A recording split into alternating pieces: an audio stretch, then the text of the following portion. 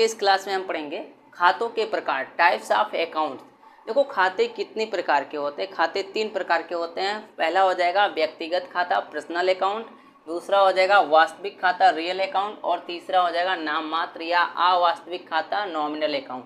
ये 3 प्रकार के खाते होते हैं और इन्हीं के आधार पर जो है जनरल में एंट्री की जाती है।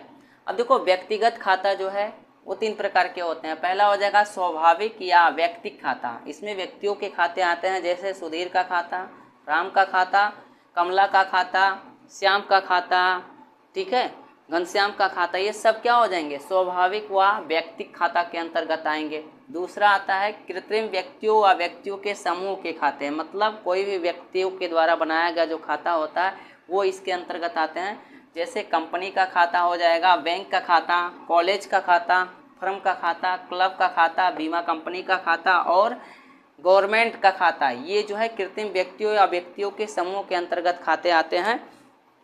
तीसरा आ जाएगा प्रतिनिधित्व करने वाले व्यक्तियों के खाते।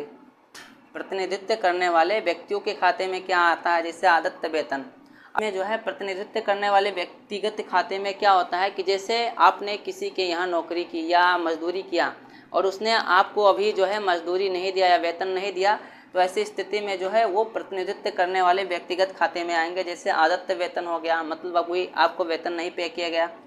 आदत्त किराया, पूर्वदत्त बीमा, पूर्वदत्त किराया और आदत्त ब्याज आदि, ये जो है ये प्रतिनिधित्व करने वाले व्यक्तिगत खाते आते हैं। ये हो जाएंगे व्यक्तिगत खाते। अब पढ़ेंगे वास्तविक खाता, रियल अकाउंट।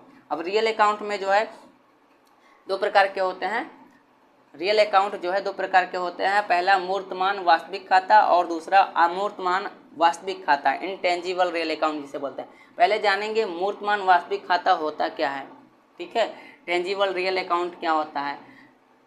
देखो मूर्तमान वास्तविक खाता में जो है वे संपत्तियां आती हैं जिनका भौतिक अस्तित्व होता है, ठीक है, जिनका जो है भौतिक अस्तित्व होता है, जिसे हम छू सकते हैं और व्यवसाय में उसका उपयोग कर सकते हैं, उसे हम मूर्तमान वास्तविक संपत्तियां कहते हैं। जैसे भवन हो गया, मशीनरी हो गया, मोटर गाड़ी, फर्नीचर, रोकड़ और रहतिया एवं भूमि आदि, ये जो है मूर्तमान वास्तविक खाता के अंतर्गत ये संपत्तियां आती हैं। दूसरा अमूर्तमान वास्तविक खाता। आप देखो इंटेंजिबल रियल अकाउंट के अंतर्गत कौन कौन सी संपत्तियां आती हैं।